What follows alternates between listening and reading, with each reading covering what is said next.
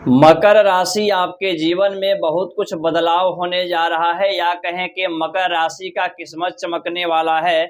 बहुत कुछ बड़ा बदलाव, चेंज, परिवर्तन होना तय है बहुत जल्दी। 4 ग्रहों के बारे में चर्चा करेंगे और ऐसे 4 ग्रह हैं जो कि राशि के अनुसार, आपकी गोचर कुंडली के अनुसार 80% तक आपकी कुंडली को होल्ड करते हैं। नमस्कार, मैं हूं ज्योतिषाचार्य शशिकांत चतुर्वेदी और आप देख रहे हैं यूट्यूब चैनल रुद्र शक्ति ज्योतिष या फेसबुक पेज विश्वनाथ ज्योतिष केंद्र। प्यारे मकर राशि के जातक जातिकाएं, धैर्यता पूर्वक ध्यान से शुरू से अंत तक इस कार्यक्रम को यदि आपने देख लिया तो आपके जीवन में परिवर्तन आना 100% तय है। अब क्यों मैं कह रहा हूं, किस आधार पर कर रहा हूं, बहुत बारीकी से आपको समझाने का प्रयास करूंगा। अभी 1 मई 2024 को देवगुरु बृहस्पति का राशि परिवर्तन हुआ और गुरु का राशि परिवर्तन हो आपके जीवन में कुछ बड़ा ना हो, ये हो नहीं सकता।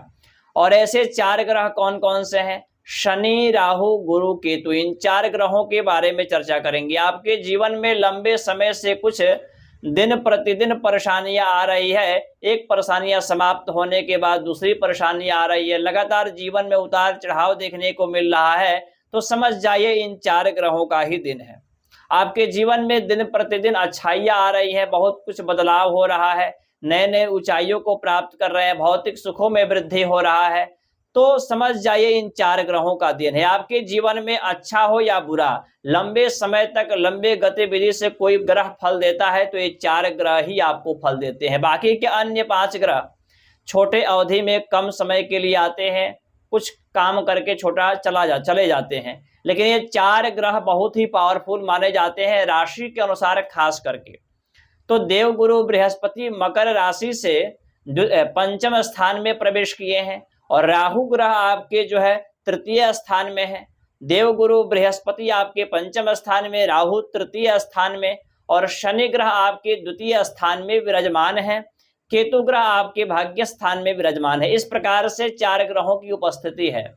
सबसे पहले हम देवगुरु बृहस्पति के बारे में चर्चा करें तो गुरु ग्रह जब पंचम स्थान में आए हैं तो अब विद्यार्थियों के लिए काफी अच्छा लकी साबित होंगे वर्ष पर्यंत।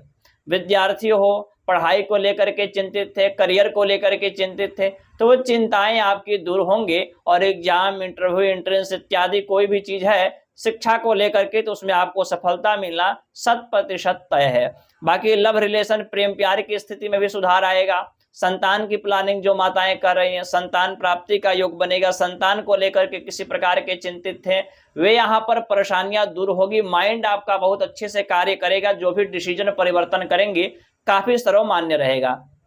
गुरु की दृष्टि आपके भाग्य स्थान पर पड़ रहा है। परिवार में मांगलिक धार्मिक कार्य हो सकता है, पढ़ाई को लेकर के आप बाहर जा सकते हैं। गुरु की दृष्टि आपके लाभ स्थान पर जो कि इनकम के स्रोत को बढ़ा रहा है। गुरु की दृष्टि आपके लग्न के ऊपर जो कि मन को प्रसन्न रखना, आत्मबल, कॉन्फिडेंस इत्यादि पॉजिटिव एनर्जियों से परिपूर्ण कर रहे हैं देवगुरु बृहस्पति आपको। लेकिन शनि ग्रह जो कि आपके द्वितीय स्थान में विराजमान है और शनि ग्रह द्वितीय स्थान में विराजमान है तो सबसे पहले आपको अपनी वाणी के ऊपर खास करके ध्यान देना होगा। किसी प्रकार का विवाद न हो जाए, कलह ना हो जाए, इन बातों पर ध्यान देना होगा। बाकी शनि आपके इनकम के स्रोत को बढ़ाएंगे। शनि परिवार में, संतति में कुछ ना कुछ वृद्धि कराएंगे।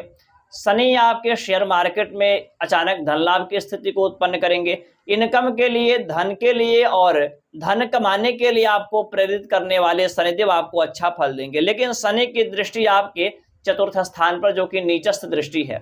प्रॉपर्टी इत्यादि का खरीदारी, क्रय विक्रय बहुत ही सोच समझ करके करिएगा।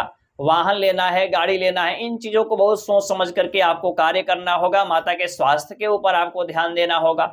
शनि की दृष्टि आपके अष्टम स्थान पर भी पड़ रहा है, जो कि वाहन चलाते समय आपको खास सावधानियां बरतनी होगी।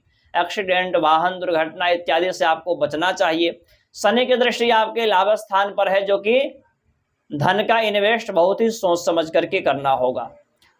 राहु ग्रह आपके तृतीय स्थान में विराजमान है और तृतीय स्थान से राहु की दृष्टि आपके भाग्य स्थान पर और आपके लाभ स्थान पर पड़ रहा है।